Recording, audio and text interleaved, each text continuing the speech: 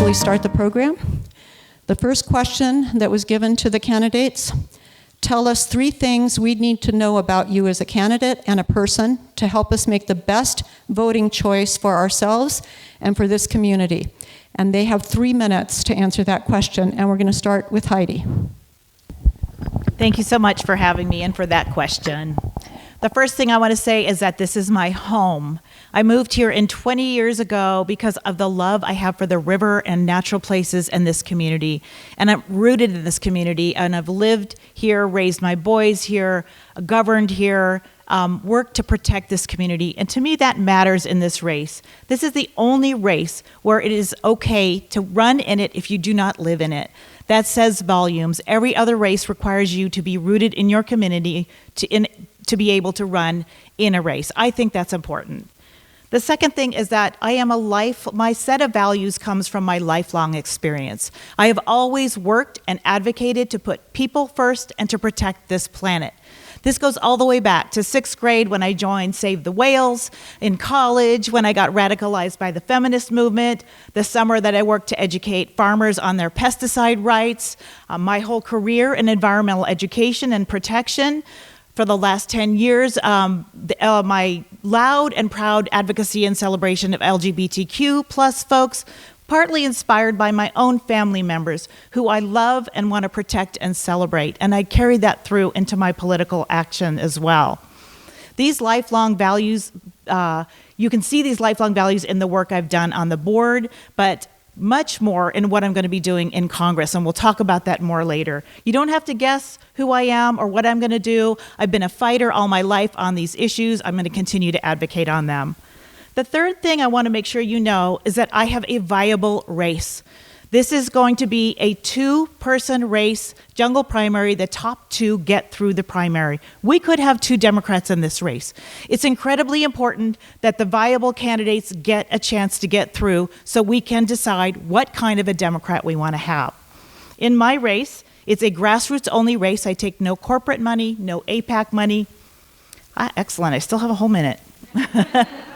I can tell you, grassroots only. We have 8,700 individual contributors. Over 8,000 of those come from California. My average contribution is $45. We've raised nearly $500,000. And we have 116 volunteers already signed up to help this campaign. This matters. Just this week, I spent $23,000 filing in 4 counties and putting a candidate statement together for those 4 counties. This is just the beginning of what it's going to cost to run this race. I am committed to this race. My own party, who I'm now fighting to, has worked to push me out since Ami Bera got in. I'm not going to get pushed out. I am one of the only 2 viable races here, and we need to consolidate and push a progressive forward. Thank you. Chris. So I think the first thing I want you to understand is that I'm like you. I've seen the devastation that has been happening in our country and around the world, and I'm not pretending that things are okay. You know, people are struggling. We have rampant income and wealth inequality. No one can find a job right now. We have moms going hungry. Our healthcare is under attack. We also are struggling with the rise of fascism, racism, homophobia, sexism. All of these things are terrifying, and people's lives are in danger and are actively being harmed.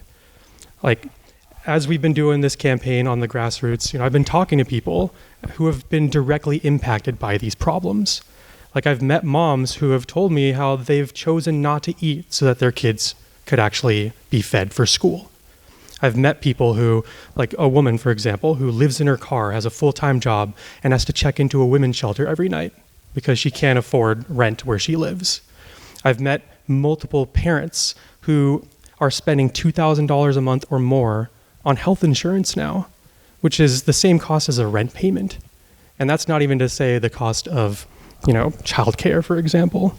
The next thing I want to talk about is how, I'm a people-first, corporate-free, grassroots progressive. I came to these values over a very long journey. I didn't start out that way. I grew up in a household filled with Rush Limbaugh and Fox News, And it was actually going to West Point that made me less conservative, which I think I'm one of the few people that can say that. But in 2015, Bernie Sanders ran the first time, and everything he said made sense to me because I was taught to love my neighbors. So I'm pro-labor, I'm pro-women, I'm pro-reproductive rights, I'm pro-LGBTQ plus people, I'm pro-environment and animal rights.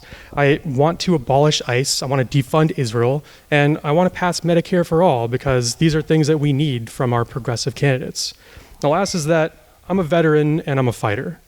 I swore an oath to uphold the Constitution, and that is why I'm running for Congress in the first place. I think that everyone in this room has been fighting the exact same fight that I have. We're all fighting right now for our very future, for the future that we demand. And what it's going to take is someone who knows how to fight and someone who knows how to win. And that's the people that are in this room. You all know what it's going to take to galvanize your neighbors. You know what it's going to take to actually win a race like this. And I am here to just be one representative of this grassroots movement. So the last thing I want to say is, we've all been on that Brunswick Bridge together. We've all been there. People are honking at us. And that's the kind of energy that is springing up all around the country. And I'm not here as an individual. I'm just here as a representative of this grassroots movement. Okay, question number 2. Why are you running for this seat? What do you care most about? What are your qualifications? And how will electing you help our community? And there is 4 minutes for this question. And Chris, you're first. So I know that I am a generic-looking white guy. I know that I was born with every single privilege in the world. And I know that I didn't get where I am off of my own merits alone. I worked hard, but many people are denied those things.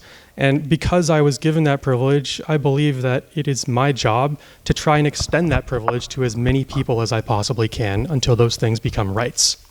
So the way that I'm doing that is really by showing up and listening to you all. You're the experts. You know what you need. You know what you're seeing around you. You know where you need resources. I don't know everything, obviously, as much as I sometimes feel like I do. It's a problem. But, there's this movement mantra that my amazing campaign manager, Mac, over here says, which is nothing for us without us. We need to be part of the process. It's not enough for it to just be, I know what's best for you. You know what's best for you. And that's why I want this campaign to represent what I'm going to do in Congress, which is that I'm actually going to make it be a democratic process. So in terms of my qualifications, I've led teams my entire adult life, as small as 5 people, as many as 100 people. I've managed services and equipment from hundreds of thousands to hundreds of millions of dollars. And I know what it takes to actually run and manage a large-scale operation. And the most important thing is that every single person that's on the ground needs to have a vision of what we're trying to achieve that they can fight for, that they can actually understand in their own mind and explain in their own words. And that's something that we're building together. And if you come to our training in Auburn on Saturday, you'll get a good picture of that. I think the big thing this community is going to benefit from is, I'm going to fight for Medicare for all. I'm going to fight for public housing and public homeowners insurance. I'm going to make sure that we have a federal jobs guarantee, because one of the biggest things people are struggling with right now is they just can't find jobs. I saw a statistic that last year we only had like 130,000 jobs created against 1.3 million people that entered the workforce. It's completely unsustainable. I'm going to fight to enshrine reproductive and LGBTQ plus rights. I'm going to try to make education tuition-free for students as an investment in our future. I want to make sure that we're defending our public safety net, that we're actually protecting our public lands and resources, that we're addressing climate change. I want to abolish ICE. I want to actually have humane immigration policy. I want to end support for war crimes, whether they be our own or in other countries. I want to break up the monopolies. I want to abolish and overturn money in politics and Citizens United. And most importantly, I want to hold every single person accountable who has violated the Constitution or the law under this administration, because that is the bare minimum that we need for any of our representatives. Finally, I just want to say that the most important thing is that we need to actually prioritize care over cruelty. We need to prioritize people over profit. At the end of the day, we're all human beings. We know what we need. We all have basic needs, and many of us just are not having those needs being met. That's what matters to me. That's what I'm going to fight for as your representative. And Let me refresh my mind on the question because it was kind of a long one. Yeah. And I think at the end of the day, I just want to actually show up for you. I want to show up and listen. I want to know what matters to you and how I can help. You know what you are struggling with. You know where you need resources, like, for example, fire-wise, right? I went out with iTerra, and we were out there chopping these tree branches off, and they were like, we really need some more money for this because, there's just not enough funding to go around, and the federal government just hasn't been doing their job. So I want to get those federal resources here at the local level, and I'm going to do everything I can to make sure you have what you need to be safe and successful. Heidi. Perfect, thank you. Yeah, I got in this race back in April to run against Kevin Kiley, who is a MAGA sycophant to President Trump, as I could see already that what was happening was going to be hurting our communities. I got in this race when it was hard. It's R+2 district, and we did a poll that showed I could win. I got in this race because I was hearing every day from my constituents the challenges they were having, and as a mom and grandmom, I'm having them myself. My family members are having them. I know what's going on in this community. I see you all in the grocery stores and restaurants, and we talk about what's hurting us. Prop 50 happened, and this race turned into a D+10 race. That means we can put a Democrat in this seat, and we can decide what kind of a Democrat is in this seat. And to that extent, Almi Berra has not been showing up to these forums, and that is something that we should notice and care about. So the issues that come up the most with, so fighting against Trump is what I got in this for, right? That what we're seeing today, what we were seeing back in April was just a touch of what we're seeing today, right? We have militarization of our cities. Now we've got a war in Iran that's going to become a regional war that wasn't even put forth to the Congress. Every day it's something awful, and we need to be fighting against this. And I got in this race to fight against that. I'm really proud of the 9 years that I've spent on the Nevada County Board of Supervisors on a split board, delivering real results to people on the ground for things that they've told me are most important to them. So I know fire mitigation, I know fire insurance issues, I know broadband issues, I know the public health issues we're facing and the danger we have in our schools. These are endemic to everything I've been doing. But to take this to a national level or an international level, I have to go get out of local elected office and get into Congress. And that's what I'm taking this fight for. I'm proud to say I've been endorsed by the California high school Democrats. These young people know that I'm centering youth in my campaign because not only do we need to stop what Trump is doing and what's going on in this heinous administration, but then we need to lean in to a vibrant future that centers our youth so they can have a future which they don't have right now. Right? This is critical stuff. I've also been endorsed by the Jane Fonda Climate PAC, a rare endorsement because they know I'm going to be a climate leader. And that, again, is something that is an existential issue for all of us, but particularly the young people in our communities, in this district, and in this country. So I want to bring that fight. And when I come to Congress, here are my priorities. I want to make an economy that works for working people. That means repealing the billionaire tax cut. It means investing in affordable housing, investing in universal daycare, forgiving student debt, putting together a wealth tax, all of those things, repealing these ridiculous tariffs that are killing small businesses and making our groceries too expensive. Secondly, I'm going to lean into healthcare, and I will, on day one, sign the Medicare for All bill. In addition, I want to codify reproductive health rights so that we do not have to have this damn fight again. And as a rural advocate, I know that we need to lean into our rural hospitals and protect them.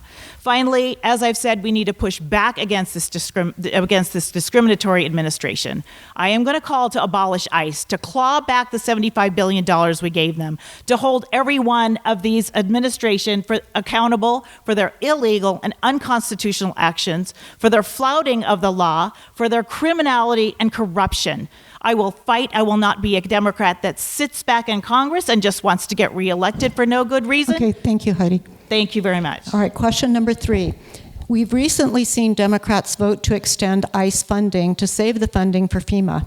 If you're presented with a multi-issue omnibus bill that contained oppositional issues, one you agreed with and one you didn't, What priorities or process would guide your decision-making in your vote? 3 minutes for this one. Heidi, you're first.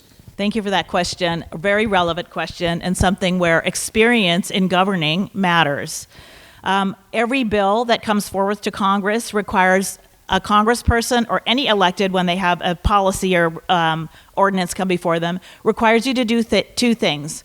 Be knowledgeable about what your constituents want and be able to test your own values against what they're asking for.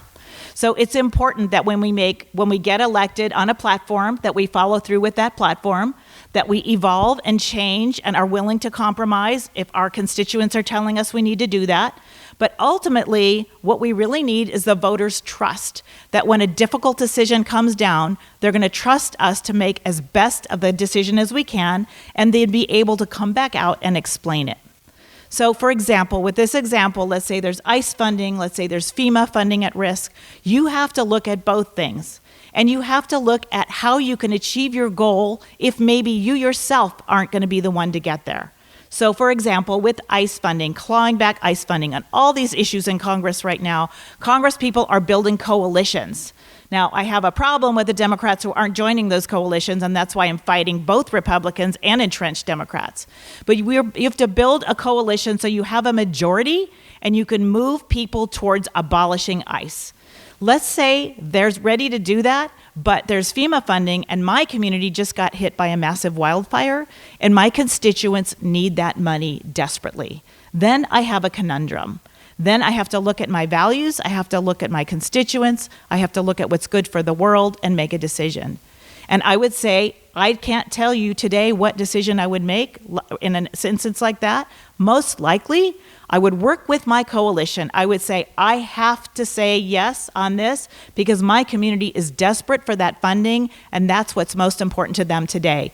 But I want to make sure that this coalition moves forward, so I will help you find another vote to stop ICE.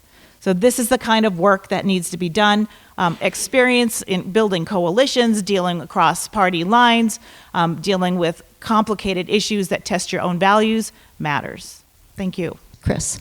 So I think this is really a question about the ability and willingness to compromise. Are you willing to reach across the aisle? But I think that the most important thing for me really is that I am only willing to compromise with someone who is operating from a position of good faith. It needs to be someone who we agree on the outcomes that we want, and what we're compromising on is the way that we're going to get there. Now, I think that this is actually one of the big problems that we've been seeing, like we see these omnibus bills where you have something horrible and something good snaked in there, which basically just gives everyone cover to say, oh, I wasn't voting for the horrible thing, I was voting for the good one. That's why we need to have single issue bills. More importantly, I'm a firm believer in meeting people where they are, but we really need to focus on the common ground, and I'm not going to compromise someone else's humanity in order to achieve something for myself. But when it comes to the process at the end of the day, the most important thing is that I don't necessarily know the best decision that I need to make. I do know that I'm not going to compromise on the values that I'm actually getting elected on, but I want to bring it to the actual constituents. So I know that we need to do a lot of work because right now our political process is completely broken and it is undemocratic. Most people, we vote maybe once every 2 to 4 years, sometimes less. And most people just don't even know what's going on. And, in this district, there's 700,000 people, but only 450,000 are actually registered to vote. So in order for me to actually bring this to the constituency, that means we need to do the work to get people educated and activated in that democratic process. So we need everyone to know, what does it mean if I vote yes on this bill or no on this bill? How is this going to impact you? What is my recommendation as your representative? And then I'm actually trying to put it to a vote to the people, because that is what democracy is. It's not, I know everything, you have to trust me. It's, I'm going to do what you think we need to do as a collective, and I'm going to give you the tools and the training and the resources you need to be informed so that you can make that decision for yourselves. At the end of the day, that's what I'm going to bring to the table as your representative. I'm not here to be a leader who just tells you what to do. I'm going to represent the values that I care about, that I get elected on, and the values that you care about. And I'm going to bring you with me in Congress and make sure that you have a seat at the table. That's what we've been missing for far too long in our democracy. And that's why in a lot of cases, it's not really a democracy. So I think at the end of the day, I care about people, and I'm part of many grassroots coalitions, and that's what we're going to build in this race and over the next several years, regardless of whether or not I win, because that's what it's going to take for us to have power, and that's how I'm going to represent you in Congress. Question number 4. As a congressperson, what would you do to protect and defend the rule of law and ensure that our Constitution is followed? 3 minutes. Chris. Yes, sorry, I forgot about the alternations. So, what we're doing right now is part of it. Congress is the decisive point of our democracy. They have the power to impeach, the power of the purse, and the power to fix our broken system and then make it actually work for everyday people. I actually chose this particular thing because I swore that oath to the Constitution. When I commissioned for the United States Military Academy at West Point, I said I would support and defend the Constitution against all enemies, foreign and domestic. And I took that oath seriously. So last year in April, when I saw immigrant students being kidnapped off the street by masked ICE agents for protesting Israel's genocide in Gaza, I quit my job to run for Congress because I saw that our representatives, specifically Ami Bera, were not doing their jobs. And my analysis of the reason why is because they're being paid not to. That's why I refuse to take corporate money. That's why I refuse to take foreign country money. That's why I'm a grassroots candidate, At the end of the day, we need representatives who stand on their values and who are not bought and paid for by wealthy private interests or billionaires or foreign countries. In terms of how I'm actually going to uphold and protect and defend the rule of law, I'm actually going to hold these people accountable. We're seeing ICE agents and members of the executive branch and the federal government refusing to do their jobs properly, or they're actively violating our rights to due process and freedom of speech and freedom from illegal searches and seizures. But I think that also means that we need to hold other representatives accountable. It's not enough for me to say, I'm going to hold those guys accountable. We also need to hold ourselves accountable. And that's why I surround myself with people who don't let me stay stagnant. They force me to actually improve and to grow as a person and as a candidate and as a part of this grassroots movement. At the end of the day, our Constitution is just a piece of paper, and the power that it has is our willingness to actually stand up and fight for it. Now, I will say that it is also a deeply flawed document. It was written by a bunch of extremely wealthy slave owners who wanted to avoid paying taxes. If you look at it from that perspective, everything that's happening now is really just par for the course. But every single movement that has made us actually have rights, like weekends and childhood and child labor protection laws, those all came about because of grassroots movements and coalitions that fought against the powers that were in order to give us a future that we deserved. So that's what I'm going to do. I'm going to fight for the rule of law. I'm going to fight for a constitution that actually exists. And I'm going to fight for a future where we can actually live in dignity and safety. As a congressperson, what would you do to protect and defend the rule of law and ensure that our Constitution is followed? 3 minutes. Heidi. Yeah, thank you. Just FYI, every elected official has to take an oath to the Constitution. So I've been doing that for 9 years, and I take it very seriously as well. So in Congress, we are a system that is built on a stool with 3 legs: the courts, Congress, and the executive. And what's happened lately, as many of you I'm sure know because you're following it as closely as I am, is that the Congress has abdicated its responsibility and its ability to take actions that are its alone. There are several tools in the toolbox that they can use that they're not going far enough to use. And then after that, there's probably more that we're going to ask them to do and they need to be doing now because we are not in normal times and normal actions are not enough.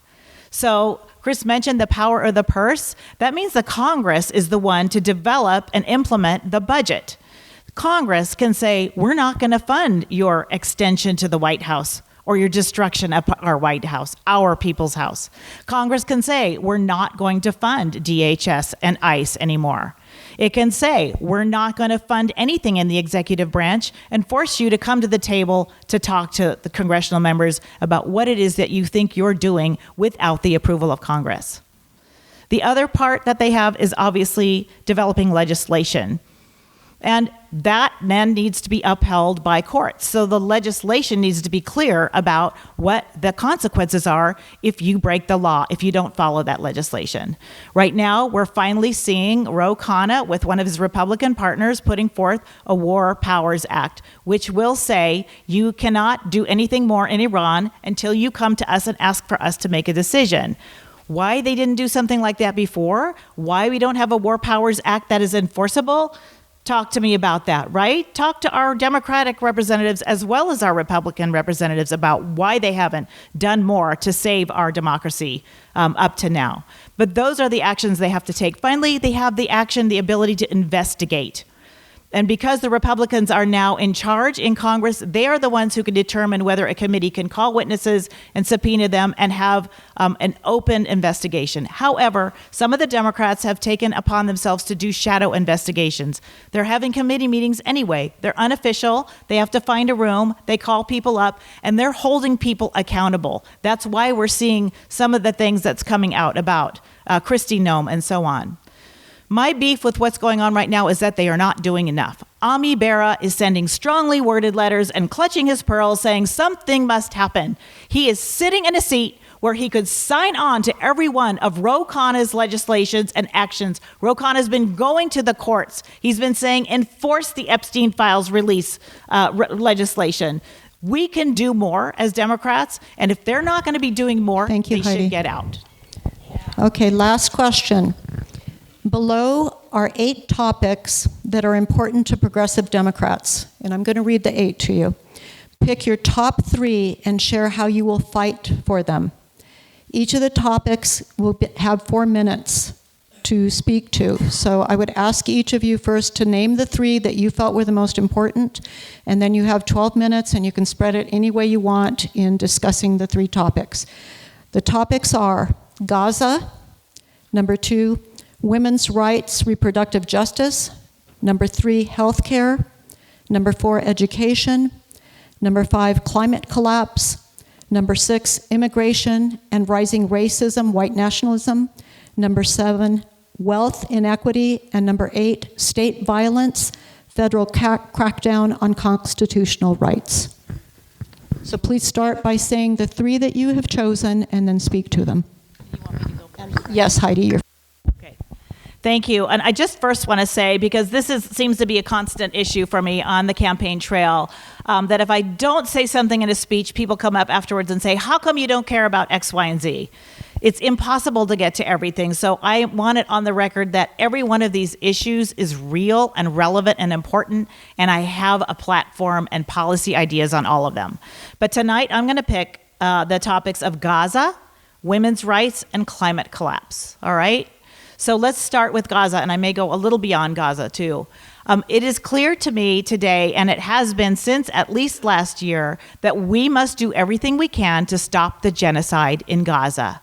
That means we must have a ceasefire and enforce it. We must stop providing military funds and weapons to Netanyahu. We are now responsible to help rebuild Gaza and help support the Palestinians who have suffered such horrific losses.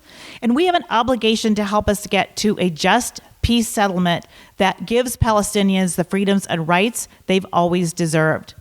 Now, I've been back and forth on a solution between a 2-state solution and a 1-state solution. I've had some really great conversations and done some really great reading lately about the 1-state solution. I'm on the fence about this. The 2-state solution has been impossible. And the 1-state solution sounds, a secular 1-state solution where everybody is equal and free sounds fantastic. But I can't see how we get there. Ultimately, it doesn't matter what I think. What matters is what the Palestinians want and can get, and how they can negotiate that with the Israelis, and how we can support them from the United States. I'm going to also say that equally important to me is supporting Ukraine in defending the Western Europe's democracy from Russia. We've fallen down on that, and we need to invest again. Thirdly, and finally, and ongoingly, obviously, if this war with Iran and the whole regional conflict is still going on, that has to stop. We have to stop bombing Venezuelan boats. This foreign policy we have right now is insane. And in terms of Gaza, to come back to that, I hold the Democratic people, Congress people, and presidents also responsible for how far that has gone wrong. I'm going to go on to women's rights. We're in Women's History Month now. Yay. A good time to remind everyone, to remind us all that women's representation matters. Our voices matter. We are 50% of the population. And I have seen things for decades through a lens of women's rights and what they need. And that applies to every policy we've talked about here tonight and we'll talk about in the future. But let's talk about women's reproductive rights. I, like so many of you, so many women of you out there, here and beyond, have experienced health issues that no one else can understand and are relevant to reproductive health rights. I've been raped. I've had an abortion. I've had an ectopic pregnancy and a miscarriage, and gloriously 2 live births, right? Any one of those events could have ended in my death if I didn't have access to affordable reproductive health care and the opportunity to make my own choice about my body. You have choices about who you want to put in Congress here. One of them is a woman with lived experience on this issue, who also is experienced at governing, who also is rooted in place, who also looks at things through the lens of what is good for women, for vulnerable people, and people who need extra attention. So that is something I can commit to you. Reproductive health rights as part of Medicare for All and beyond that is something that I will fight to codify, to enshrine, to make sure we don't have to be fighting that again in the future. All right, let's talk about climate collapse. I have spent 3 decades working on the environment as a profession. It is deep, deep in my bones. It is part of why I love nature and moved here in the first place. It is part of why I am centering young people in my campaign, because their future is deeply compromised by all the things we have not done yet on climate change. It's compromised by the way we've let corporations run roughshod over our economy, over our planet, and over our individual lives. Part of my 20 years at the EPA was holding corporations accountable for the toxic waste they were dumping on the ground. I spent a couple of years on the Mexico border team where we were protecting people along the border from maquiladoras who were dumping waste into the water, creating encephalitis in babies that were being born there. One of the projects I worked on was cleaning up a dumped battery dump, illegal, which was being overrun by cows who were providing milk to the kids in Tijuana. This is stuff that's going on every day, and now in this administration, it has gotten so much worse. The repealing of the endangerment finding, which is what underpins all our work on climate change, is horrific. When I'm in Congress, I'm going to rebuild our relationships globally, which is going to be essential to attacking this crisis. We will rejoin the Paris Accords. And domestically, we must do so much more to do our part to restrict the greenhouse gases. I will invest in a green economy, a just transition to a green economy. We will stop the oil and gas subsidies. We will invest in electrification. We will be careful about how we do that electrification because that also has environmental impacts. We're going to look at data centers, which are popping up everywhere and sucking up our water and polluting our water with PFAS, and also using electricity. We will protect our waters, our air, our land. Public health is a piece of this too. I am so committed to this fight. It's been part of my lifelong work, and in Congress, I will be the climate champion that our young people need. Thank you. So, I also care about all of these issues. I've been endorsed by SEIU California, Wellstone Progressive Democrats, the Our Revolution chapter of Sacramento County, and also Citizens Against APAC Corruption, also known as Track APAC.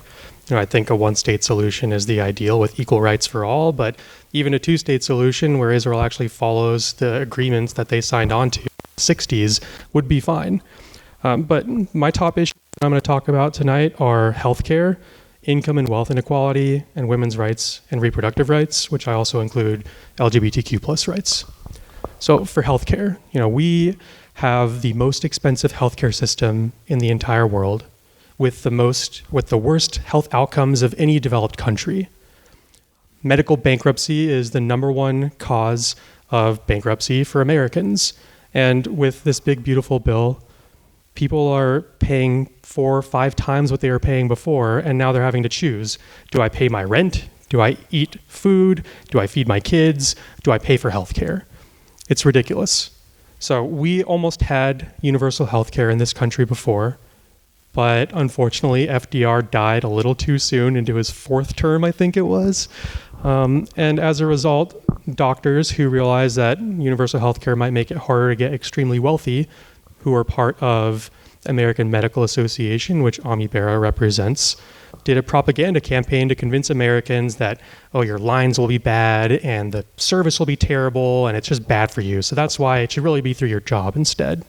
And that has been to the detriment of every single person here. Healthcare is something that is near and dear to my heart. I worked in healthcare for 5 years after I got out of the Army. And I've seen how our system really prioritizes, profit over who gets to live. I think it's wrong. So that's why a single-payer universal healthcare system is something that we just need in this country. Everyone agrees to it. Everyone who's not being paid off by health insurance companies and big pharma companies agrees that we need a single-payer universal healthcare system.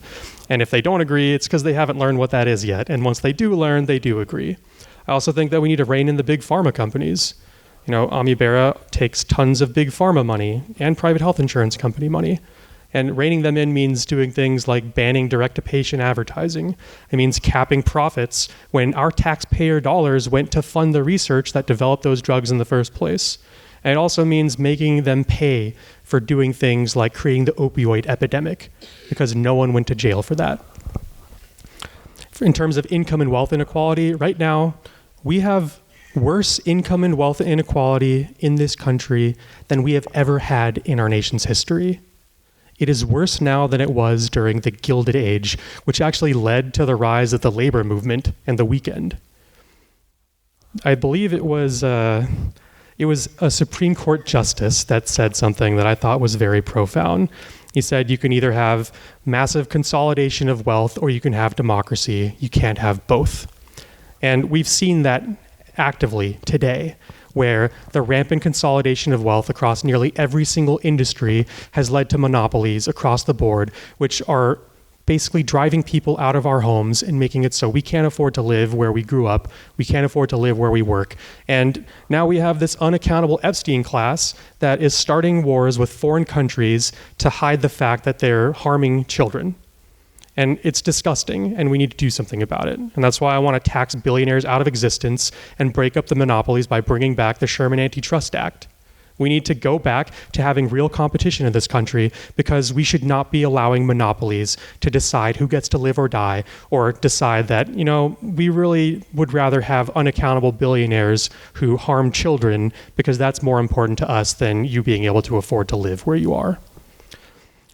In terms of women's rights and reproductive and LGBTQ plus rights, I will be the first to admit that I am not a woman.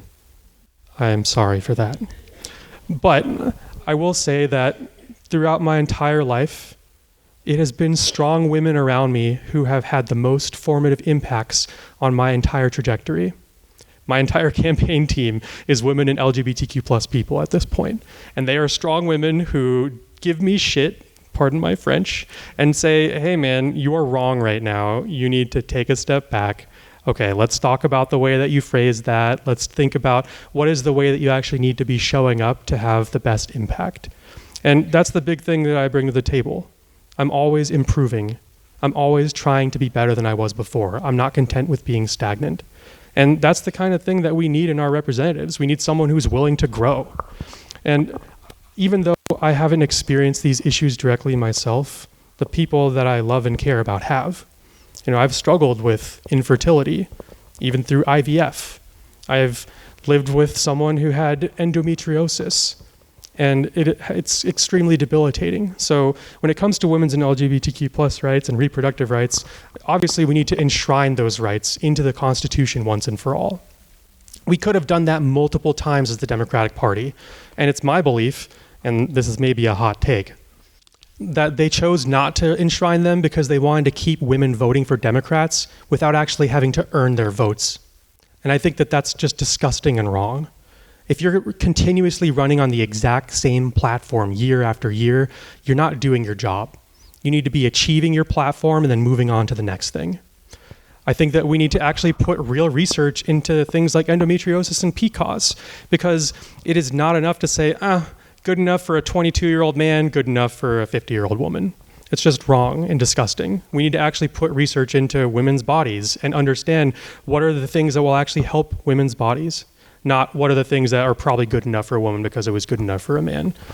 I also think that at the end of the day, LGBTQ plus rights are also women's rights, because the attacks on trans people has led to people in other states trying to inspect the genitals of high school children, and that's freaking disgusting. So we need to actually stop allowing the people at the very top to keep us distracted and angry at each other so that they can steal from us. And that means that we need to enshrine these rights, and we need to actually do more than just saying, let's go back to what we had before. We need to think about, what do we actually want in the future? How much time do I have, by the way? 5 more minutes. Wow, okay. Can I take questions early? Is that okay? All right, I'd love to take some early questions if that's okay. Okay, the next part is for you guys to have the opportunity to ask the candidates questions. And the way that I would ask that you do that is if you will stand up, and I will be walking around with a microphone, and Marlena, our secretary of the Democratic Women's Party, will also be walking around. We are going to hold the microphone, so if you can try to come, if you're in the middle, try to move a little bit to the edge so it's a little easier for us to get to you. So we will start the questions now. First, I want to say I'm really excited to hear the important questions and hear your answers, and it's been very informative and wonderful. But my question is, how do you feel about AI, and do you think it would be important to regulate this industry?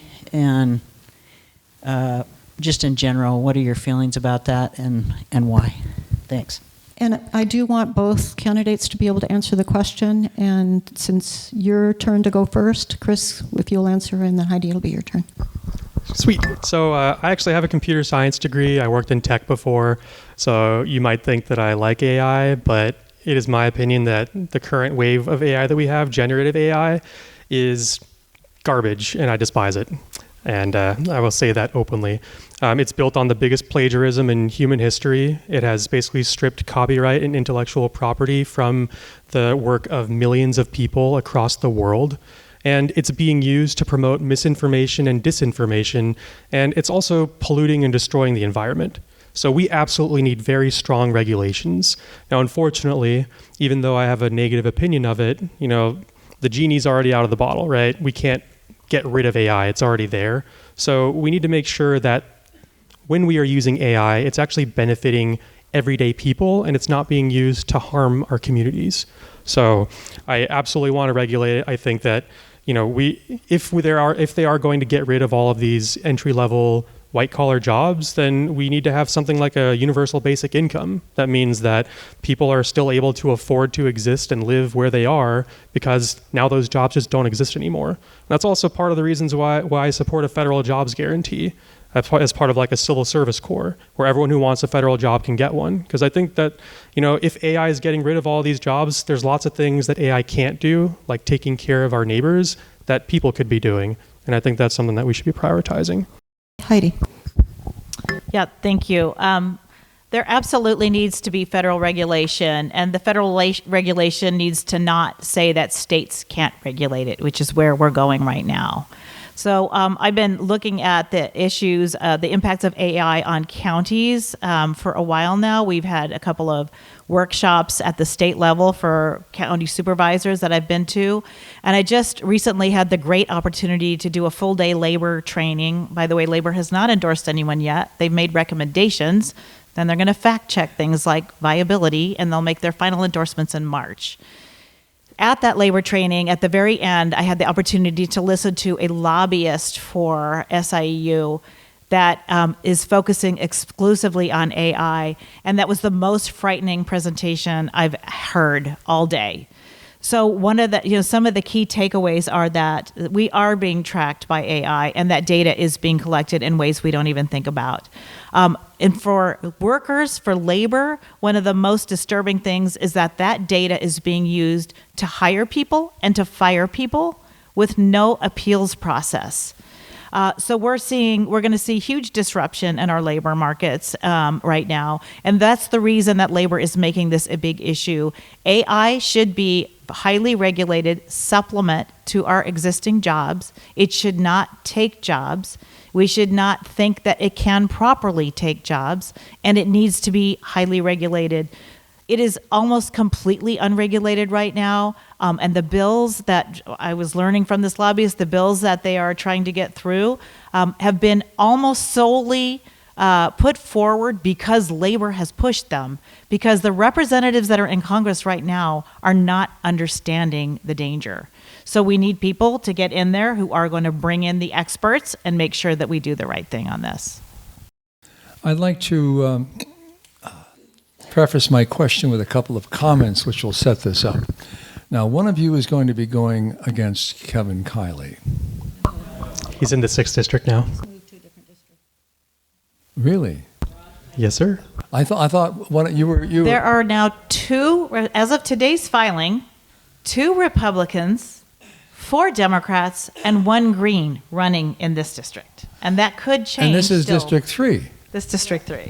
And Kiley is not in District 3 anymore? No, sir. Okay. Oh, I've been educated. All right.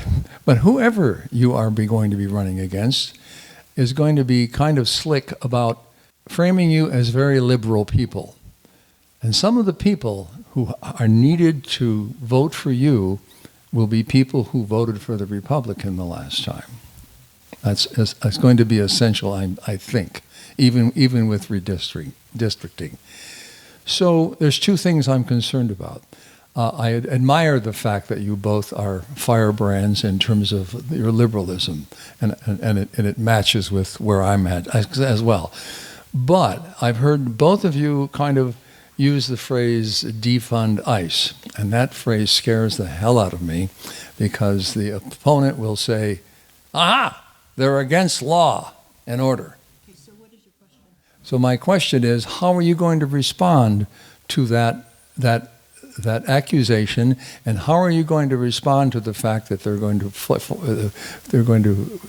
accuse you of being a flaming liberal, and they might even use the word socialist? Heidi, you go first. Yeah, so I heard 2 questions in there, so let me try to answer both of them. The first is whether I need Republican votes or not to win. It's because it's D plus 10, and there are 2 Republicans. I don't think I need them, but as a rural supervisor for the last 9 years who's been fighting at the state and federal level for rural issues and had real products come out of that in terms of broadband and homelessness and wildfire insurance, I am going to be able to draw some Republican votes if people care about rural issues first and foremost. Okay, so the sort of the way the field is looking right now is very split. My path to victory includes rural voters and progressive suburban and urban voters. In terms of how liberal and progressive I am presenting myself and how I justify that and work with that in the general election, which is generally more middle of the road than the primary, I stand on the statements I'm making and I will justify them and explain them. I am calling not to abolish ICE, to defund it, to take it away, because it is a newish institution for someone who's lived as long as I have. It came into being after 9/11. We don't need ICE. We are able to deal with immigration, for example, by funding our immigration courts, by having a decent process so our immigrants who support our economy and pay into the system and deserve our dignity and support can come into the country, and we can weed out the criminals. And then we can have an oversight agency to make sure that these kinds of things don't happen. I can explain my positions, and I will be happy to do that in the general election. Chris. So if I understand correctly, the question is, abolish ICE sounds scary, and what if they call me a socialist? Is that accurate? Okay. So I think the big thing for me is that I don't discount any voter. I will never say I don't need Republicans. But I think the big thing for me is that I've been on both sides of the aisle. Like, the first person I voted for when I turned 18 was John McCain in the Republican primary in Georgia in 2008. I was raised in that life, and a lot of the things that I was taught, they didn't really stand up to scrutiny in terms of the actual values I was taught. But, I've been a progressive since 2015 when Bernie Sanders ran the first time, like I said before. And at the end of the day, everyone is struggling right now. It doesn't matter if you're a conservative or a Democrat or a Green Party or what have you. Your life is getting more expensive, and who is to blame? Now, the Republicans, what they have done is they said, it's immigrants, it's trans people, it's women, it's people of color, it's LGBTQ plus people. But my answer is that it's billionaires, it's giant corporations, it's foreign countries that have bought off all of our politicians. So at the end of the day, I can actually speak that truth. I can say that we have a bunch of unaccountable, pedophile, Epstein-class billionaires that are running our country into the ground. And they see that with their own eyes. They've seen that Trump has been, hiding the Epstein files and protecting all of the abusers instead of the actual survivors of those things. So at the end of the day, I just talk to the issues. I'm not going to get bogged down by the labels. I meet people where they are. I focus on the common ground, and I stand true to my values. So I'm not going to sell people out. In terms of abolishing ICE, like Heidi mentioned, they've only been around since 2002. They're built from a reactionary response to 9/11 Islamophobia, and they are engaging in lawlessness every single day. They're violating the Constitution. I have witnessed with my own two eyes in downtown Sacramento a masked ICE agent in an unmarked vehicle with no license plates hit a protester with their car and drive off because that protester was filming them. I've seen them put brown people into an unmarked van and then drive them off to God knows where. So they're already violating the Constitution. They are the ones who are violating the law. We're abolishing them is one of the bare minimum things we need to do to actually uphold the Constitution. Thank you. One point you haven't discussed is Social Security. We got our butts whipped. My truck cost of living allowance for this year $3 more per month. My husband's truck $10 or $15 more per month. Our rent has risen. The cost of utilities has risen. The cost of groceries, and we're supposed to live on that amount of money. That's not fair. I've been working since I was 16. I am now 73. I've been putting into Social Security since the age of 16. That's not the way the system should work. So I'm so sorry that you're struggling in that way. It's been by design, though. Social Security has been arbitrarily capped for the highest income earners, where the more money you make, the less you pay into the system. And that's one of the reasons why it's struggling. And I think we need to expand it. We need Social Security to be tied to the cost of living. It needs to be indexed to inflation. We also need to make sure that the people who are not responsible for using up all of our energy, like the AI data centers, we're not the ones who are using that energy. So why are we paying more cost for that? So we need to actually make them pay for those things. That's a big thing. In terms of Medicare and Medicaid, I believe that we need to sustain those systems until we can have Medicare for all. But we need to just cut out the profit motive. The reason why they're always getting more expensive is because every single publicly owned company and every single private business wants to have more money than they made last year. And that means that they always have to increase their prices.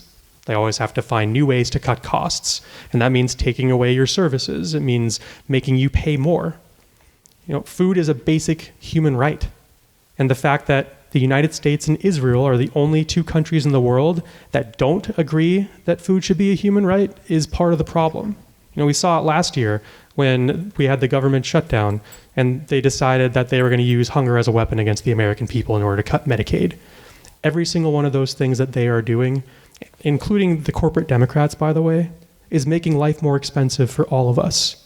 So we need to cut the corporate politicians out of the process. We need to get money out of politics. And we need to make sure that every single person has their basic needs. That is what I think about that. And at the end of the day, if people don't have their basic needs, then that's going to lead to the collapse of our society. So I don't want to see that happening. And I want to make sure that, young people have a future that they can be hopeful for and that our elders can rest after a job well done. No one should have to work until they're dead. Okay, Heidi. Yeah, thank you. You know what? I am so sorry that you're experiencing that, and I know that you are not alone in that. We have a lot of folks on fixed incomes who are dealing with not only Social Security and medical costs, but fire insurance costs, housing costs, worrying about their grandkids. So this is part of the whole economic package that I talked about that we need to change. It should not be debatable that we raise the cap on Social Security, and so everyone is paying into that system. It's same with Medicare and Medicaid. We can move to Medicare for all. Originally I was excited about the Obamacare subsidies. I thought this is great. This is a great interim solution. And then we're going to get to Medicare for all. What has happened since those subsidies have been in place? What have the Democrats and Republicans done all these years before those subsidies fell off? Nobody has worked on that. The doctor, Ami Bera, who's in Congress, who you'd think a medical professional who wants to be in Congress would be there to fix the system, has done nothing for this. So we can move. So now I'm saying no more interim, solutions. We need to go to Medicare for all. And the idea that all of this costs too much, Social Security, investing more in Social Security, investing more in immigration, investing more in healthcare, costs too much is absolute baloney. And it is so obvious today when we're dropping billion-dollar bombs left and right for no good reason, right? Medicare for all, we already know, Bernie did the math, will pay for itself, will be cheaper than the crazy system we have now that has worse healthcare outcomes than other countries that has national insurance. So we can do these things. We just have to prioritize working people, retired people, young people over corporate interests, and get away from the military-industrial complex, which is sucking up hundreds of billions of dollars every single day. Hi. I think we have 5 Democrats running. Is that correct? Where you're all competing against one another, and there's four and a green. So right now, and there could be more filing. If none of you gets the majority vote, then we could end up with 2 Republicans instead of 2 Democrats. Is that correct? So the way we see it right now is, Ami Bera, even though he doesn't live in this district, has never run in this district, doesn't know the rural issues, isn't showing up to debates and forums, because he's been in Congress and has name recognition, he is pretty likely to get through the primary. So what that means is there's a split Republican vote, there's a split Democratic vote, and it means it's more of a toss-up who gets through after beyond Ami Bera. This is why I'm making the argument now for democracy. Of course, we want as many candidates as possible. Everybody should have all the choices in the world they want. But this is where it's time to get strategic, and people really need to think about that carefully. If we consolidate, I'm sorry to say it, but I am the only other viable campaign in here besides Ami Bera, as I described before, with the amount of donors, with the amount of the system that I have in place, the fact that I've won elections before, flipped red seats. If we can consolidate around one progressive candidate, that candidate would be most likely to get through the primary. That's not, something I get to choose. That's not something I can do anything about. But yes, the split vote makes it very difficult. Unlikely 2 Republicans will get through.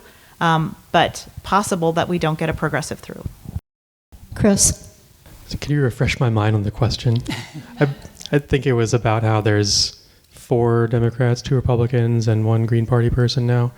I mean, at the end of the day, it's a top 2 jungle primary system, which means the top 2 by votes are the ones who go head-to-head in the general. That could be 2 Republicans, 2 Democrats, a Green, and who knows what, right? Now, I will say that we now have 2 progressives in this race, but when I entered this race last year, I did the analysis and I didn't see any progressives, and I looked at the actual campaign platforms. And that was why I felt like I should run here. Because first off, when Ami Bera drew the new lines for himself, he put all of the veterans into this race. And second off, he is trying to escape accountability from the voters and keeps voting to send all of our money and weapons to a foreign country to do war crimes while doing nothing to help people here. So I have been running against him since April of last year because he needs to go. But I think one thing that I'm proud to say is that my platform has moved all of the candidates to the left. And I'm glad that the candidates are now adopting a more progressive stances. But I think the question that I would ask you all is, do you want a progressive that has had steadfast commitment to these values their entire adult life, or one who found them in November when I entered the race? Thank you. I have a point of information. I've been looking at the Track APAC site, and I believe that Dr. Bera has over $1 million in contributions from the Israel lobby. And I have another question, a two-part question. I have to look at my notes again, sorry. One is upholding the rule of law, and the second is the War Powers Act. So, and as far as upholding the rule of law is concerned, is it fair to say that the Geneva Convention on Warfare and the Universal Declaration of Human Rights are laws of our country? So when our candidates take an oath of office to uphold the Constitution, they always also uphold the law.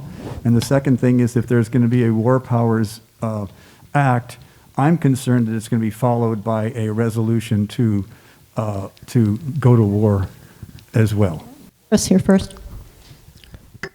So the question is about the Geneva Convention and the possibility of an actual declaration of war against Iran. Is that your question, sir? And the Geneva Convention on Warfare, are those laws of our country? And if so, if you take an oath of office to uphold the Constitution, you're also take an oath to uphold the laws? Yes, so that is correct. Under the Geneva Conventions, with which both the United States and Israel have, in theory, signed, says that things like collective punishment, forced starvation of civilians, indiscriminate targeting of civilians and civilian infrastructure are all war crimes. And every single member of Congress is supposed to uphold the law and the treaties of the United States. So, yes, that is correct. They are supposed to be upholding the treaties and the international humanitarian law that are supposed to be regarded under the rules of just warfare.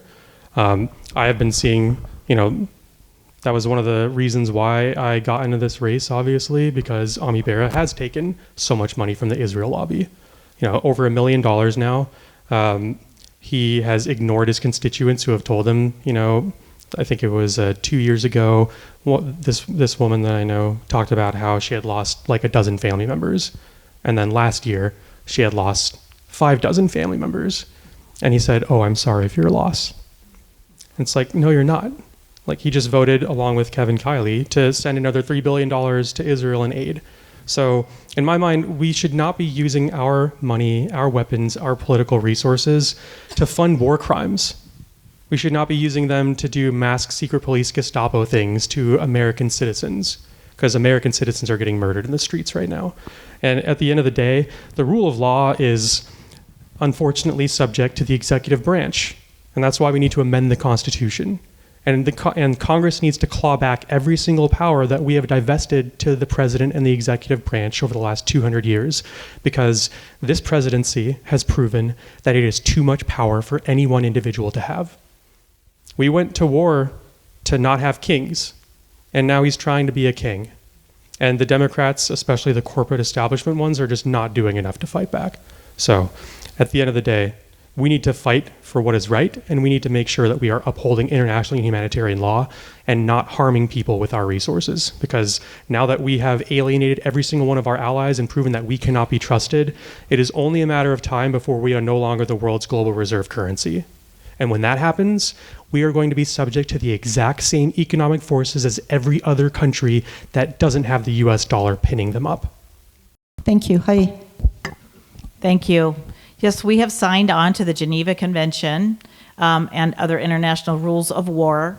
And Pete Hegseth himself has declared he's not going to abide by it and that it's a no-holds-bar military running loose in this country right now. Congress needs to step in. The executive does not have the power to declare war, and Congress needs to hold the executive accountable to that. Much of what is being done with our executive is being taken away or with actually freely given up by Mike Johnson and the Republicans to the executive. So we need to get back to the three-legged stool, which made sure that there was accountability between Congress and the executive and the courts. The courts are almost the only ones holding up right now, but the Democrats and the Republicans in Congress have got to do more. I believe this regional conflict is going to be a tipping point because for students of history, and I have a master's and a bachelor's in international relations, this is an area of the world that we've known for a very long time is a powder keg. And now we're not only started it, we're in the middle of it. So, the Geneva Convention is a fabulous thing. The balance of power that we've had here for all these years, for all its mistakes, that it has been incredibly functional in keeping somewhat of a peace. And we're going to be seeing pretty soon what it looks like when we don't have that anymore. I need to take just 1 minute to correct some misinformation. When I got in this race, I was running in a different district, a rural district, and I responded to what my constituents wanted me to talk about and what they cared about most. Before this even changed to Prop 50, I was talking about Gaza, but not very much publicly because it's not what my constituents wanted me to talk about. When this changed to Prop 50, when this became a different race, I started hearing about a candidate in Sacramento who was talking about my race who had never spoken to me. I am now having people in Sacramento flip their support from Chris to me because they feel like they've been lied to about my campaign. Not too worried about that, not too worried about the misinformation. Every election I've ever been in, I've had men, often underqualified, jump in the race and lie about me. I've had to do this every single election. The focus here is that we need to decide what kind of a Democrat we're going to put in Congress. Do we want Ami Bera, who's not going to stand up to the war issues, or do we want a progressive Democrat who's going to fight? And the lifelong progressive issues are the ones I just talked about, that I don't have to, I'm not going to flip back to some conservative upbringing. I am firm in the things that I've stood for and fought for my entire life. You know what you're going to get when you send me to Congress. I don't need to talk about other people's campaigns and what they believe. I know what I believe. I'm sharing that publicly, willingly. I'm updating my website to be clearer and clearer. And I'm adding issues as more issues come up. We have to evolve with everything that's going on every single day. So just wanted to make that clear. What do you believe is the real reason the Trump administration, alongside Israel, has chosen to start a war of aggression with Iran? And what will you do about it if elected to Congress? Heidi? Yeah, thank you, Jax, for that question. I think we both addressed that a little bit. Honestly, who can be in the mind of Donald J. Trump? I think it's clear that he is a bully and he doesn't understand the complexity of war or the international regime. And so he thought that he could be a hero and go into Iran, just like he did to Venezuela, decapitate, take out one person, come home and call himself a hero, and maybe run the country and get some of their oil. I do believe he thought it was that simple. It's incredibly complex over there. They have a long list of people who can step up once they, Khomeini, since he's dead, that can step in.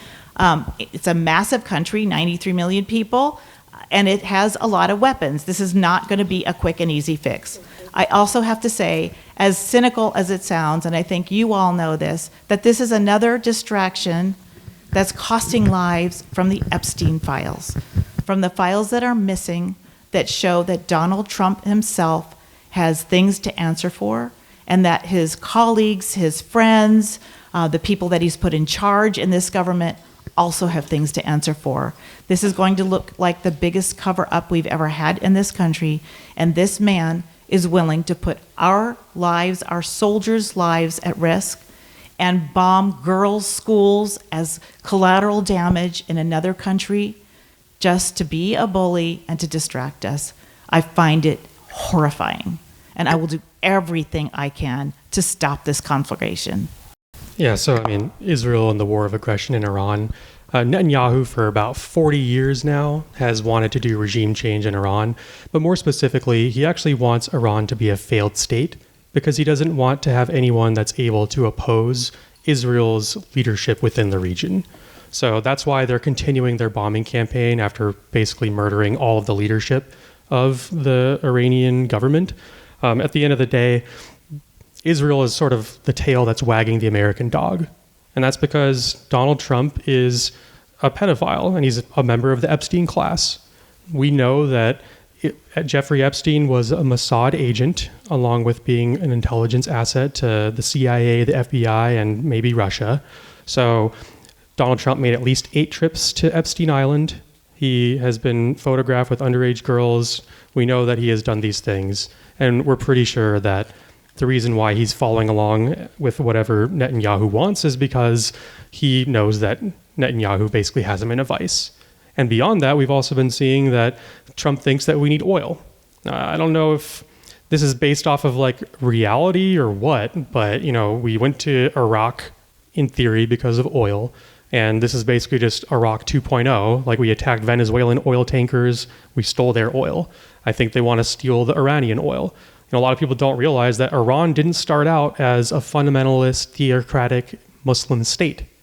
It was a democracy that we helped overthrow with the British government when they tried to nationalize their oil resources. So at the end of the day, we poked them in the eye and then we're mad at them for their blindness. So we stopped doing violence in other countries. We stopped having to deal with terrorism and national security threats. And what I'm going to do is I'm going to, like I said, vote to take away all of the powers we've divested to the president. I'm going to sign articles of impeachment on day one in Congress. I'm part of a coalition of more than 100 candidates across the country who are running who have agreed to do just that. And I do want to say that if you can't say that a genocide is bad until the lines of your race have changed, then that calls into question your values. I fired a campaign consultant that I had who told me that the best way that I could help the children of Gaza that were being blown up and starved to death was to not talk about them. And I put it on my website because that is a value that I will not compromise on. I don't care who is voting for me. At the end of the day, we need candidates with moral clarity on the issues who can say, this is right, this is wrong. And where we play within the margins is where there is some debate on the best way to get somewhere. Now, I'm not a liar. I don't lie. I went to West Point. Our honor code is that a cadet will not lie, cheat, steal, nor tolerate those who do. At the end of the day, you need to trust your instincts. You need to trust what the people in front of you are saying and how they are acting. And if the way that they're acting doesn't match with what they're saying, then that should tell you what you need to know. I'm going to change the subject a tiny bit here. It seems to me that it's not just the executive branch that is sucking up the power of Congress. I'm also quite concerned about the Supreme Court, the major questions doctrine, the decisions on campaign finance, and on the Chevron doctrine. If one of you should get elected to represent us in Congress, what are your suggestions about what might be done about the Supreme Court? Chris? Yeah, man, the Supreme Court is just an absolute mess, isn't it? We have a Supreme Court justice who has gotten all expense-paid trips to private islands by billionaires. He's had a house bought for him, an RV, and they think that ethics are suggestions as opposed to binding requirements. So we obviously need to pack the Supreme Court and expand it. We need term limits. We need binding rules of ethics that are enforceable, not just by the Supreme Court themselves. As anyone knows, we investigated ourselves and found ourselves innocent of all wrongdoing. That's not accountability. So that's something that we need to change. And it's not just the Supreme Court. We need to expand Congress. Right now, our district lines, the number of representatives that we have has not changed in basically 100 years. And our country has grown dramatically. So we need to expand the number of states. We need to make it so that representatives don't represent more people than some states have in the entire state. We need to make sure that people actually have real representation. And in terms of like the Chevron doctrine and basically the whole unitary executive theory, like I really feel terrible for all the new lawyers that are graduating every single year, because it's like, okay, we're going to teach you this precedent stuff, but it might go out the window if the shadow docket has something to say about it. It's disgusting. We need to actually have a real separation of powers with real checks and balances, and we need to have actual stability in our court system. So at the end of the day, like, the Supreme Court needs to be reformed. We need constitutional amendments for all three branches of government, because our system, even though it has worked for a long time, is basically breaking right now. And we see where the flaws are, and it's pretty obvious what a lot of the solutions are. Heidi? Yeah, I can keep it short. We need to expand the Supreme Court.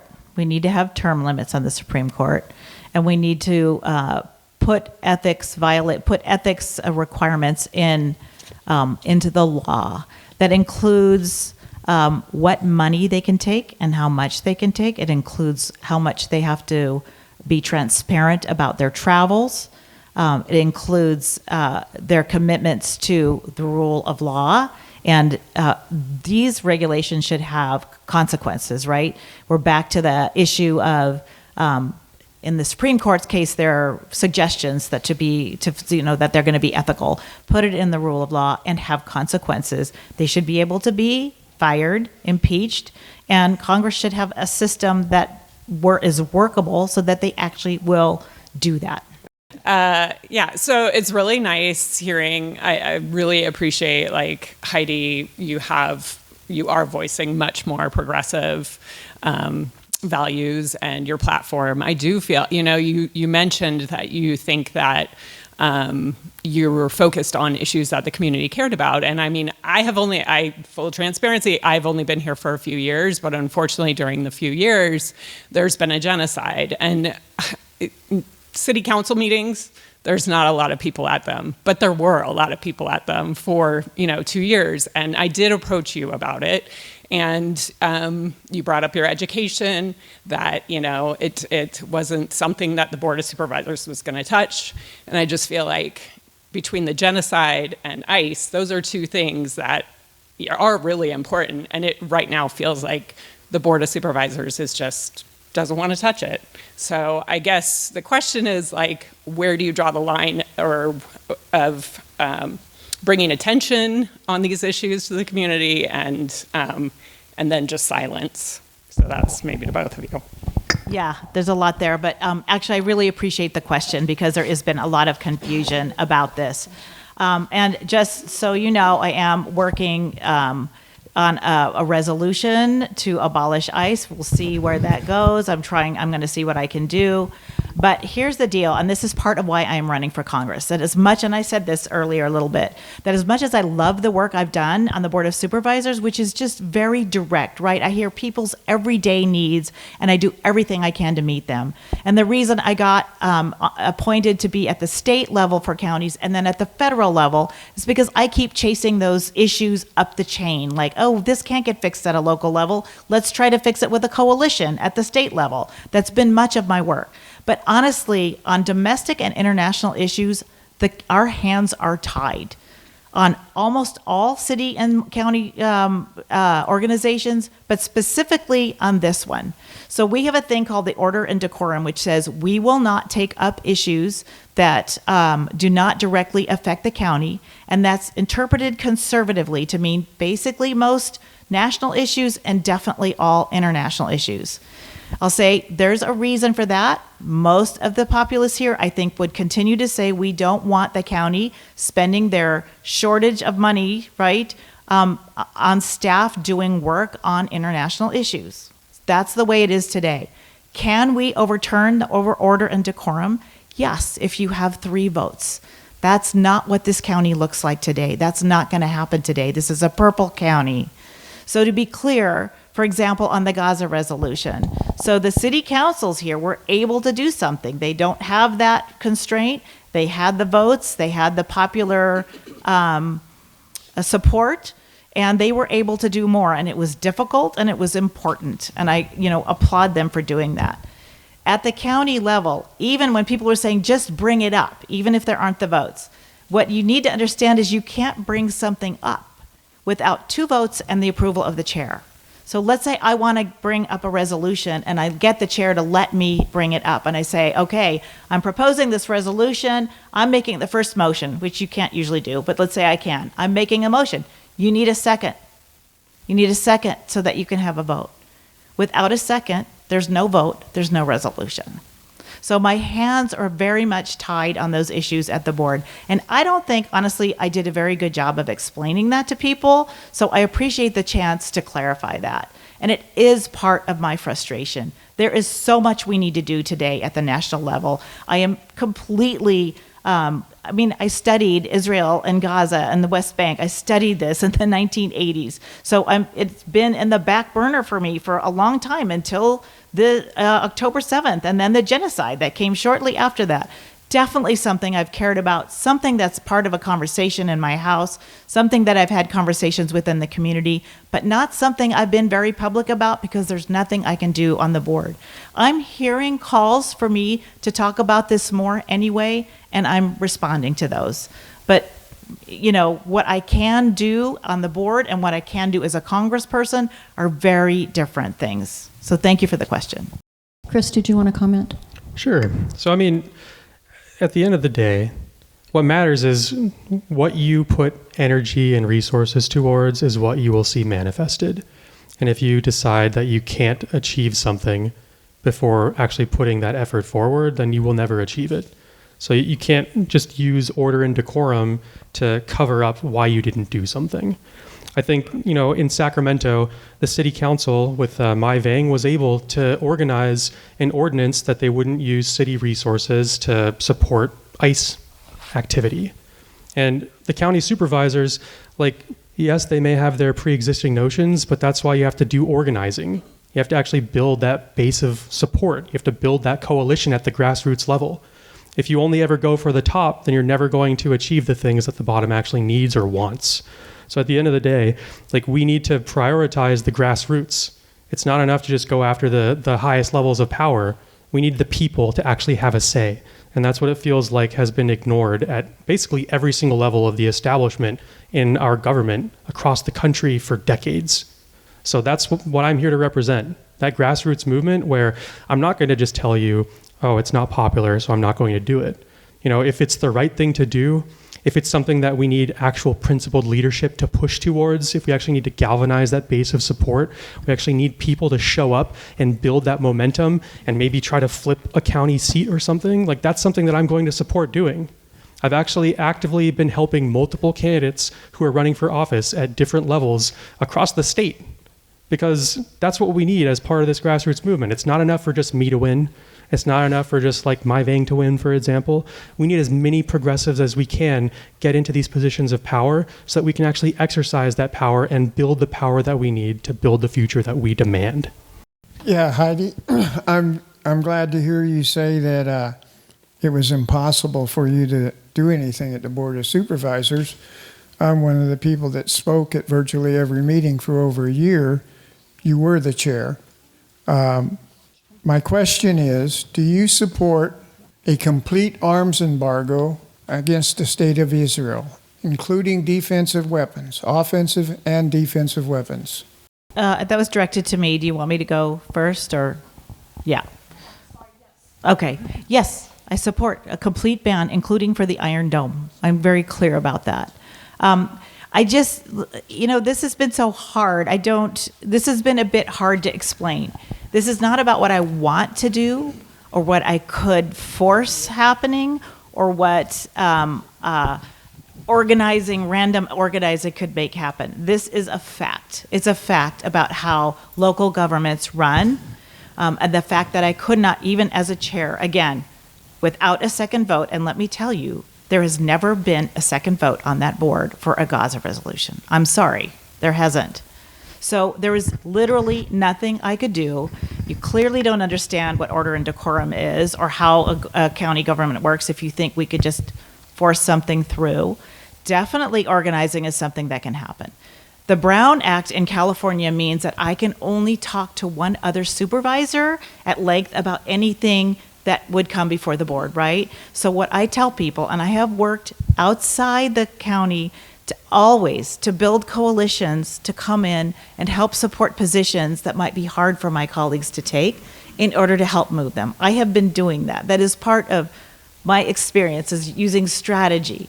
I don't always succeed, but I have to depend on you to reach your own supervisors in the districts that you are and try to move them, because I can only try to move one person. And I do that. I do try to do that. You have been amazing showing up month after month. I have great admiration for those of you who've been fighting for this issue. And again, I apologize if I don't think I've explained it well enough. I've explained my personal point on this, but I haven't made it clear, crystal clear, that I am completely hamstrung without a second vote with regard to even bringing something forward or with a resolution. So as an aside, there are folks who want to come and do disinvestment and they want me to bring a resolution on disinvestment. I'm working on that. I first went and made sure I understand how we do that at the county, and now I'm working with the people. We're going to have a meeting next week to see what we can put together. I am simultaneously looking at how we might be able to achieve their goals without a resolution. There may be a way to do that, because I'm concerned that there won't be even a second vote for that as well. So part of my job is a lot of this backstage strategizing, helping other people organize, making them understand they have to reach their supervisors to be an ally in the things that I want to bring forward. But I do thank you for showing up, and again. You guys have been stalwart. Chris, did you want to comment? Sure. Yeah, I mean, I support a complete arms embargo on Israel. There's no such thing as a defensive weapon. I can say that as a former Army officer. I also think we should not be sending any of our money to Israel. Like right now, they are a country with universal health care, and we are subsidizing their genocide and their offensive and illegal wars against Iran and Lebanon and who knows who else. And it's wrong and disgusting. We should be using our resources to help Americans here at home, and we should be trying to make sure that we have a better future for everyone. I also think we should be using our political power to hold them to account. And the reason we can't do that right now is because the top levels of power in our government are controlled by a bunch of billionaires and Epstein class members. And the only way that we're going to get rid of them is to have strong fighters who have good principles and values that they stand up for, who are willing to hold them accountable. And that's what I'm here to represent. I think that at the end of the day, we should not be using any of our weapons or any of our dollars or any of our politics or anything that we have to help anyone who's doing terrible crimes against humanity. And that includes ICE here on American soil, because that's just the right thing to do. Hi, I'm Haven Harms. I'm an AI governance researcher in Nevada City. This past Friday, the Pentagon ended its military contract with Anthropic, one of the leading AI companies, and designated Anthropic a supply chain risk, a label typically reserved for foreign adversaries, because the company insisted on restrictions against the government using their AI for mass domestic surveillance and fully autonomous weapons. So my question is, what role do you believe Congress should play in setting legislation for the government's use of AI? And are there lines around AI usage that you believe the government should not cross? Chris, you're up first. Yeah, so I saw that reporting. Apparently Anthropic is woke now, and that's why they've been fired. They basically, like she mentioned, should not be able to be part of these decisions to do stuff that really needs a human being in the method, right? Because we know that AI is being used by Israel to decide who to bomb, especially in Iran. We think that's probably the reason why they blew up that school full of children. I think that Congress needs to set strong safeguards. They need to make sure that these AI providers are not profiting off of the labor of people who actually put their heart and soul into the work that they created. And we also need to make sure that they're not using it to harm people. I think Heidi mentioned it before, and I agree. Like, you should not be allowed to fire someone. You should not be allowed to hire someone, because AI is built off of all of our collective human biases. And if you're going to be using the internet as the source of truth for everything, then that means that every bad thing that you have ever seen, and hopefully not seen on the internet, has a say on what is going into those AI models. And that's something that Congress really needs to have strong rules around. And I think one of the biggest things that we need is just basic data privacy rights in this country, aligned with more developed countries like in Europe. You know, like the EU has really strong data privacy protections for its citizens. That's something that we need for Americans as well. We also need to basically undo the Patriot Act. You know, the Patriot Act has basically made it so that we're just going to do warrantless, unconstitutional surveillance of all Americans. You know, I'm not sure necessarily in Nevada City or Grass Valley, but I know out in Truckee, they have flock cameras everywhere. And those flock cameras are useful in terms of being like, okay, so we know how many people are here and how many people need to be evacuated in case there's a fire. But we also know that ICE has been accessing the data on those flock cameras without notifying the states or the localities. And so they're going to be trying to use that to attack us. You know, we may not be next on the list, but we are on the list just by the fact that people here think that women should have rights. Like, that is enough to get us on the list on fascism. So that's something that we actually need to do. We need to get the counties to basically undo these contracts, you know, cancel the contracts with Flock, cancel the contracts with companies that are contracting with these countries that are doing war crimes and genocide. You know, like, we have a bunch of companies that, like, for example, Chevron, that is one of the biggest beneficiaries of the genocide in Gaza. You know, we can cancel contracts at the county level. Even if you can't necessarily put forth a resolution, you can at least try to have an ethical investment policy that means that you're not trying to put money into weapons of mass destruction or war crimes in foreign countries. Like, these are the things that we need to see happening. So, yeah, anyway, I kind of went off on a tangent there, but AI needs to be regulated, along with, you know, taking control of our data and making sure that we are protected and that we actually have the constitutional rights that we were supposed to have been guaranteed from the Constitution, the Bill of Rights, and 2 centuries of jurisprudence. Heidi. Thank you for that excellent question. I was so pleased to see that the Anthropic decided to say no, and they're going to suffer some serious consequences from that, right? And this is what we need. We need more corporations to stand up and do the right thing. And then this comes our part. We need to support them, right? We need to, it doesn't, matter if it took them 2 weeks to get there or 3 years to get there. They got there. That's how we build coalitions. That's how we're going to build coalitions to stop this. So I am pleased that they've done that. I want us to support that. We did, I think, answer that more general question earlier about AI. Absolutely. I think it needs to be regulated at the federal level. It needs to be allowed to be regulated even more strict if they want at the state level. And it is impacting everything we're doing, and it is causing concern at the county level. For example, we're looking at how we can use it to help our staff, how we need to protect ourselves from its use. And it's not easy. This is where these county coalitions work to help each other figure out how to deal with this kind of thing. And they're very good at figuring out, but it takes a minute. You can't just replace something from one day to the next. So thank you for that good question. So I just to start on the issue of decorum at the board level. So I've been working grassroots campaign on getting many resolutions passed at the board level, but specifically on immigration policy. And I have been hearing the decorum excuse for a long time, and I'm really tired of hearing it. Much like the point before about the power of the purse of Congress, the Board of Supervisors has the power of the purse of the county, and you pass the budget. And all of these things are, all of these people are asking for things that are within your power. These are things, that are part of the board's purview. For instance, the flock cameras that are all over Nevada County, and that board members have not been willing to turn off. I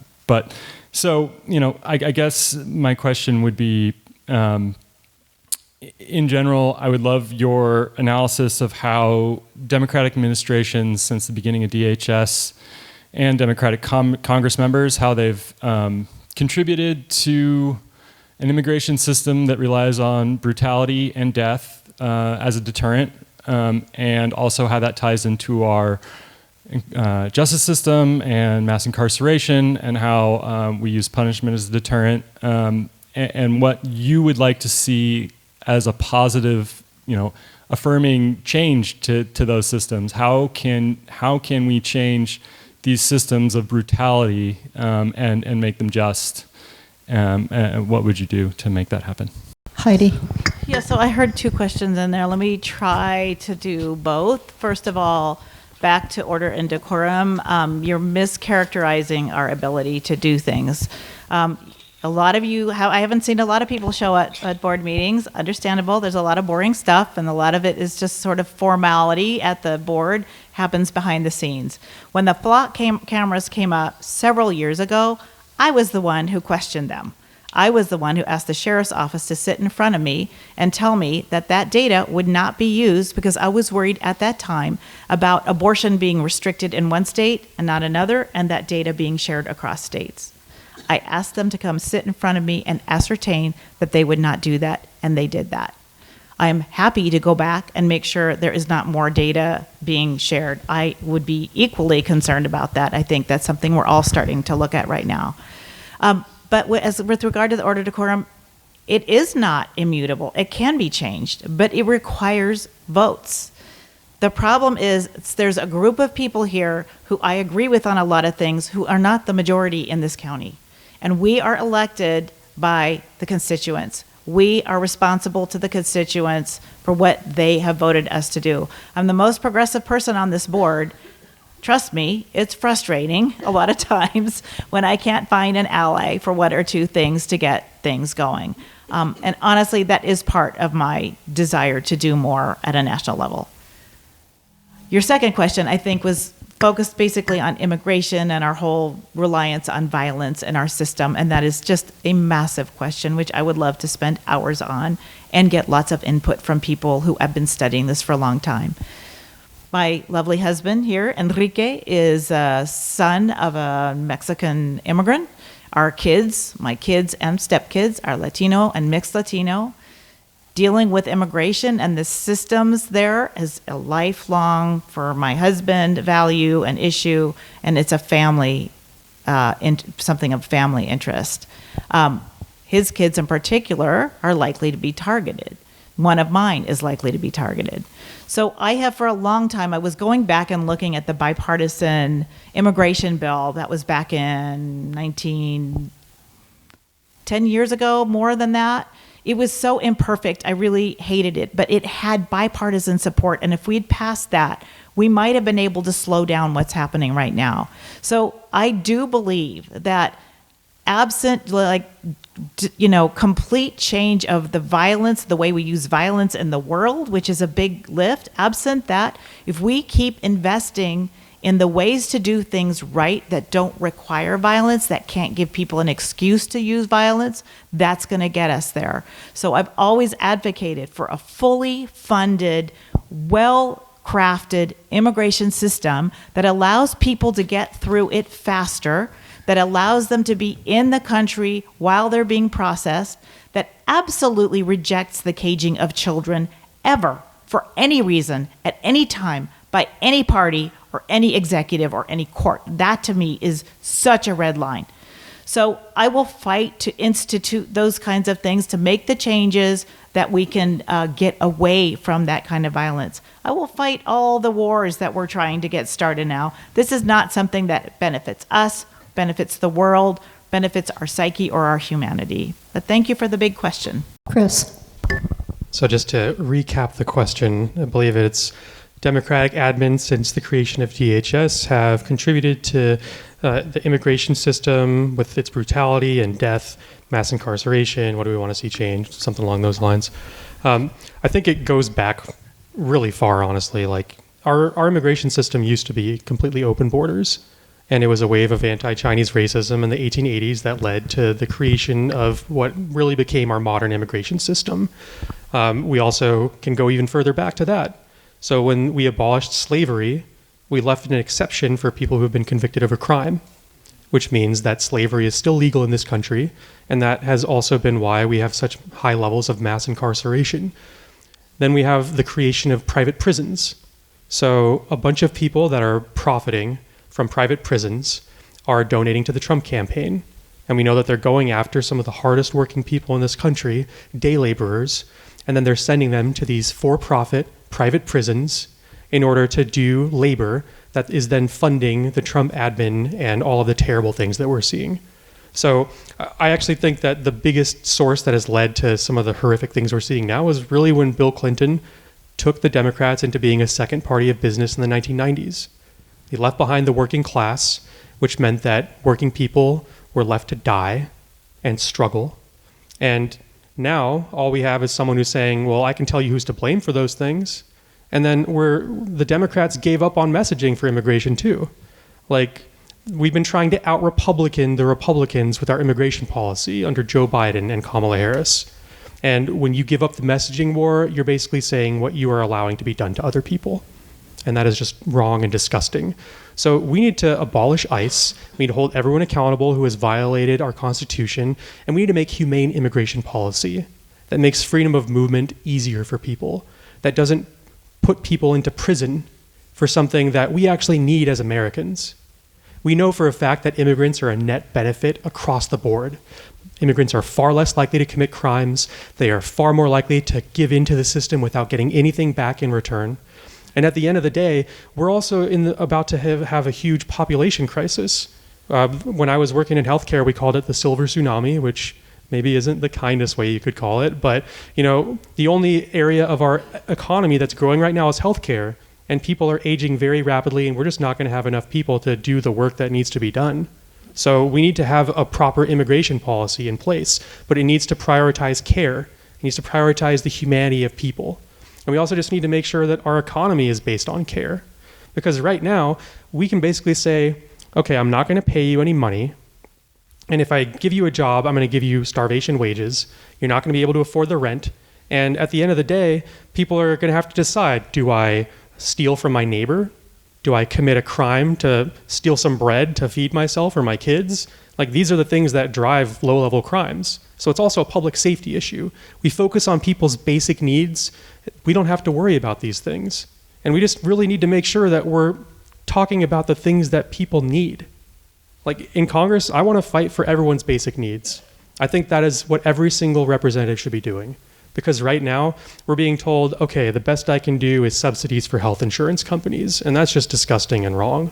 Like, everyone needs food in their belly, a roof over their head. That's what we should be prioritizing. So an economy of care is what I want to try to fight for. And that's what we really need.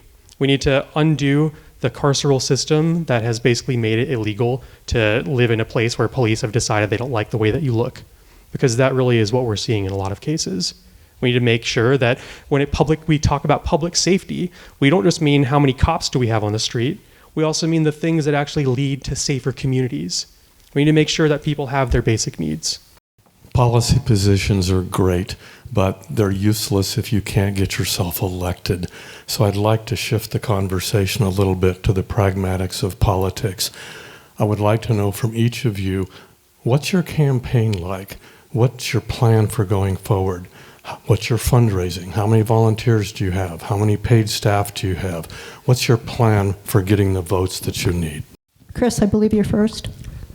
Yes. So our campaign is built off of grassroots, community-driven, relational organizing.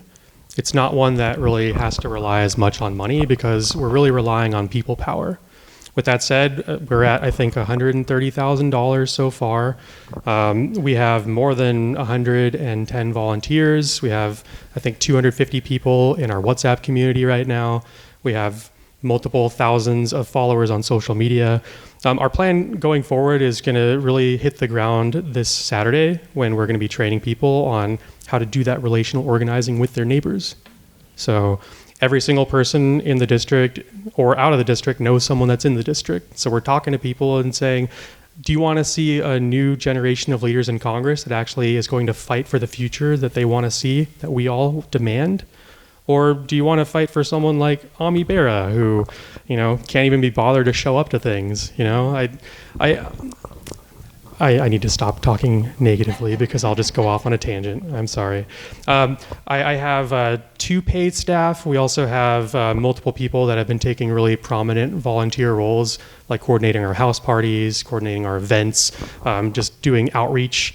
We're also building out our campaign infrastructure to make sure that we have that grassroots-driven model. One thing that I want to point out is that I think that I have a very strong chance to get top 2 in this primary because I stand for all the right things. I have a really great background. Up to 15% of the adult voters in this district are military veterans. I'm the only military veteran in the race. I think that's important. But also, my mind went blank for a moment there, if you couldn't tell. Yeah. So, I think we have a strong chance to win. That's right. So even if I don't win this time around, I'm going to be still building out that power, that people power. And I'm going to be working with people in the community to rebuild what our party should look like. Because if you look at the Democratic Party at the national level, it doesn't feel like a party anymore. It doesn't feel like they actually have power.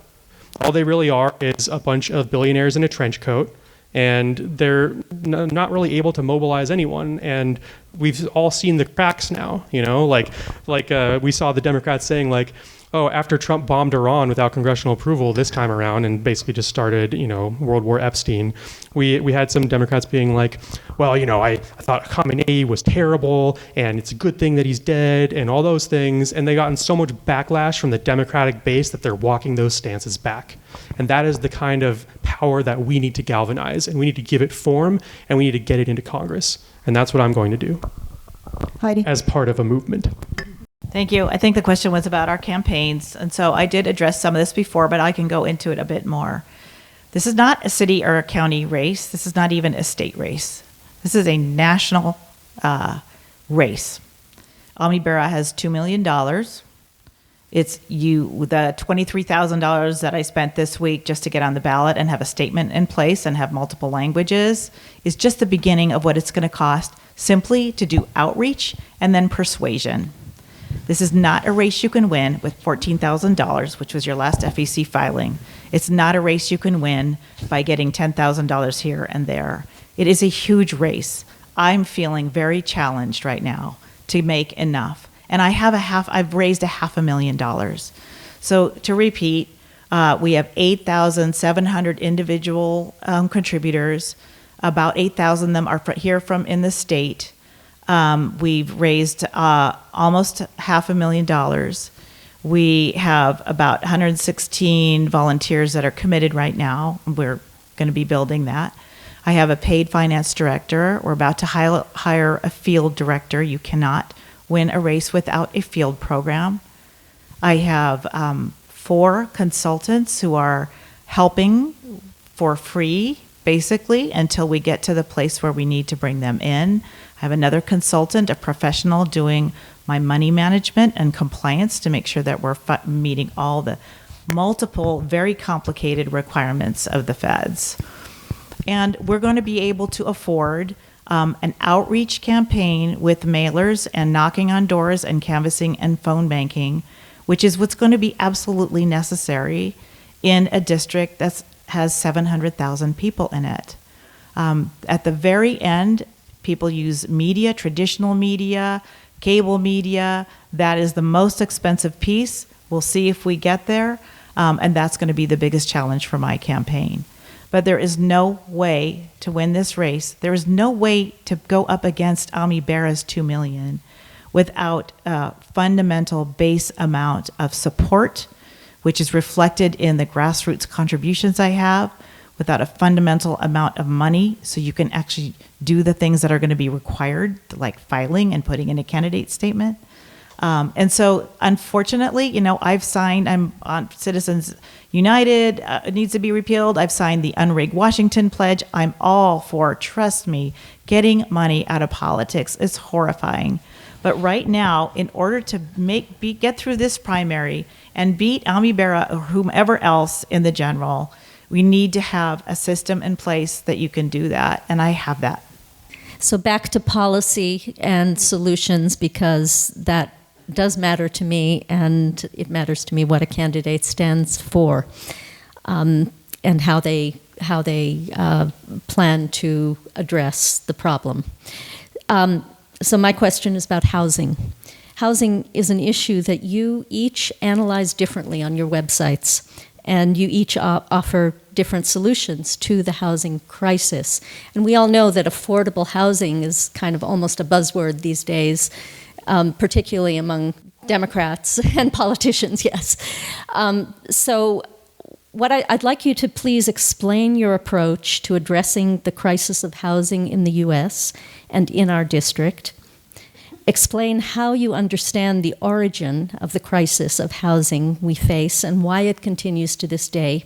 And then tell us what measures the measures to address it that you will fight for as our congressional representative, and explain those measures. Okay, so with 30 seconds, I'm going to be very practical. So for the last 9 years, we've worked to get more affordable housing here in this county. So I do understand the problem. You have to work with regional housing authorities, get them more tax credits. You have to subsidize affordable housing because you can't get it built without that. We need to have a huge federal infrastructure program like we had back in the 60s and 70s, so we can build out sewer and water and make sure that infrastructure is in place so that we can get developers to come in and build housing. That's all I'm going to get to. Chris. So I do want to point out, I also did the $25,000 of candidate statement of qualification stuff for all 4 of our counties. So anyone, everyone who has money wants to tell you that the only way to win a race is with money, and that just promotes money in politics. So I think that we can do more than that. And in terms of housing, I think housing should be a human right. And it's not enough to just subsidize things. When the private markets fail to meet our basic needs, that's the whole point of us even having a government in the first place. So that means public housing. That means public development of housing, public financing of affordable housing. Those are the things that we should be fighting for. And good enough. Yeah, thank you. Yes, please. All right. Thank you very much for coming.